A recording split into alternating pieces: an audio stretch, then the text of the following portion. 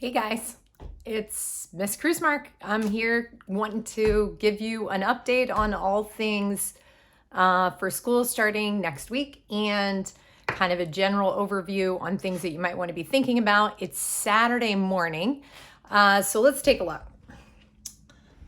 So,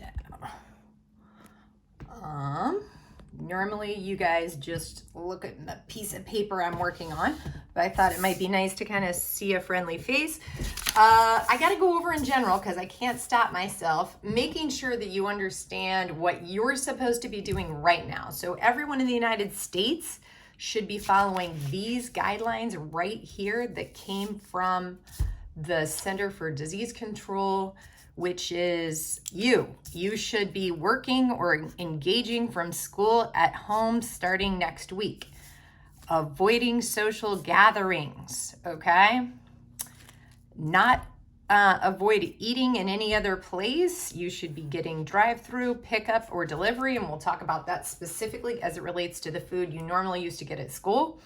You should be avoiding discretionary travel, which I think most kids your age, you're having the biggest problem with this one, social visits. And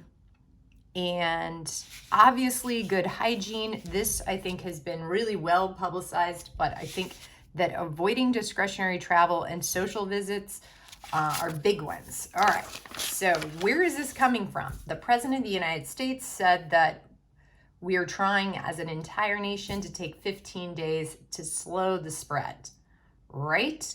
So that's coming from our state. It also came out of Pinellas County yesterday. You're being urged to shelter in place, to refrain from leaving your home. So what if you feel like you have to leave your house? These would be the guidelines. If you feel sick, still stay at home, but contact your medical provider. If you are sick, your parent, obviously I'm not sending you to school anyway because schools are closed. If someone in your household is tested positive, there's additional guidelines. Additionally, if people in your life, like your grandma, your grandpa, your aunts and uncles, they should be staying home as well and staying away from other people. So even if you love these people, it is very, very likely that you should not be around them. What if you're a person with a serious underlying condition? Well, you might be saying, well, that's not me. But think about the people in your family that have an increased risk. So is someone within your sphere of influence have a condition that impairs their lungs, some type of a weakened heart function, some type of a weakened immune system? And now that you're thinking about that, that could be almost anybody that you come in contact with on a daily basis, or maybe it's not you, maybe it's a friend of yours that you've been socially visiting. All right, so you really should be thinking hard about staying just with your family, and not socializing with your friends except electronically. Of course, continue to socialize with your friends electronically. So what are things that they're allowing you to do? Well, you can go outside. That's a great idea. If you do go outside, stay 6 feet away from any of your friends. How would you go about doing that? Well, bicycles provide a really good way to distance yourself from other people. Another way is to walk a pet. Additionally, you could go for a paddleboard ride and any kind of small watercraft. Again, distancing yourself by this 6-foot rule. So those things I would definitely encourage people to do on a daily basis and still meet up with their friends, keeping the friend count very, very low and keeping 6 feet from any friend and making sure you're doing that outside. All right. So you might be thinking, yeah, this doesn't have anything to do with me. Why should this be something serious? Well, you know that I am a statistics teacher. So I think that much of this statistics is pretty staggering, and I think it's important that you see it because I think many of you might not be watching the news, but I am. So if you look at day one when it first came to the United States on March 2nd, here's where we're at. The number of cases we were at as of Thursday is 13,680.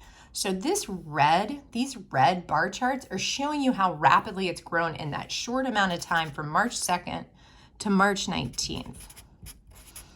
Okay, and I think that's important. I think it's really important because I think a lot of people may not realize that. So what are the blue bars in the background? Let's zoom out here. The blue bars in the background are Italy.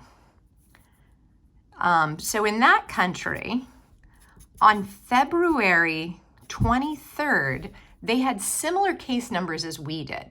So you see here, there's really only a matter of a week or two. So February 23rd, that's 6, 7, 8 days. It's really just an 8 or 9 day lag that we are behind them. And you can see that we're mirroring their curve. So where are they now? Right now we have, this number is a lot larger because this was just on Thursday and now it's Sunday.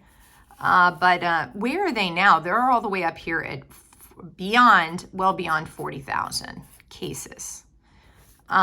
So we're essentially on day 18 and they're on day 26. So as I said, only a few days separate us. So why are we socially distancing?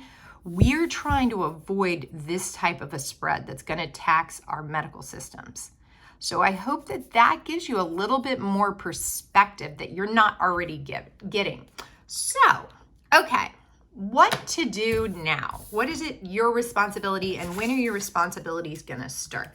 So I think that now is a good time to segue into that. So let's take a look at my computer. All right. Let's see if I can get my phone to kind of crane around. So where am I? I would suggest you go, and it'll look just like this, pcsb.org, to find out everything that you need to know, including everything I'm saying here. It really could get dated. So all this information is constantly being updated. So don't take my word for it. Look it up on this website. So what do we see here? First and foremost, we see some general information that you and your parents should be reading through, and also the announcement of the school closures. All right, what else? Well, here it is. Your academic enrichment week starts on Tuesday. So if I click on this link, it's telling you schools are temporarily closed, but the learning continues. Prepare now for online learning. So what is expected of you? Digital devices, a laptop, tablet, iPad, or smartphone will be distributed to you if needed on March 24th and 25th. So that's on Tuesday and Wednesday. So listen for an announcement on your phone that comes from the principal that tells you when those devices would be available for you to pick up. You also might be thinking internet connection. You will be needing Wi-Fi, a good Wi-Fi connection. So if you need connection, you can call this 1-800 number. You might be thinking, well, what about money? So if you look back here on the home page, I'm hoping you're seeing that Spectrum is giving out free Wi-Fi. So you would want to go to this site and call this phone number, but you might be thinking, I don't really have good Wi-Fi. I'm not watching this video on my computer, I'm watching it on my phone. So this is the phone number. I'll zoom in. Call that number to enroll, and installation fees will be waived for new student households. So if you already have internet from Spectrum, this is not a workaround. Obviously, they're saying for new households. All right, so let's go back to what is expected of the students. As you're seeing here, it says enrichment choices. So let me zoom out again. If I go to these enrichment courses, starting on Tuesday, as long as you have a digital device and an internet connection, you would be using your R2D2 login number to log in, and you'd be wanting to go to Clever. So what are these enrichment activities? You would be clicking on your grade level. So essentially all my students would be clicking here. what kind of a format are we going to be using moving forward? So starting the following Monday, I'll be giving my classes using this Microsoft Teams. So you may want to work ahead and go ahead and download it on your home computer for free. All PCS students and families have access. So if you're trying to work ahead and you're bored and you're just trying to figure out what things might look like, this is the interface that we'd be working with. All right, so you're going to want to click here, and you're going to want to click here or here to kind of get just to get your feet wet and start looking around for what things will be looking like. I think that's basically it. I will say, as a general heads up, that what I can tell you now, also with AP, because I have many AP students, that if you're interested, they have given us some updates about that.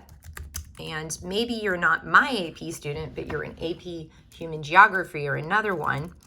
AP tests. So if you Google it, you can actually see that they've given quite a lot of guidance on this. They're essentially stating that the tests will still take place. They serve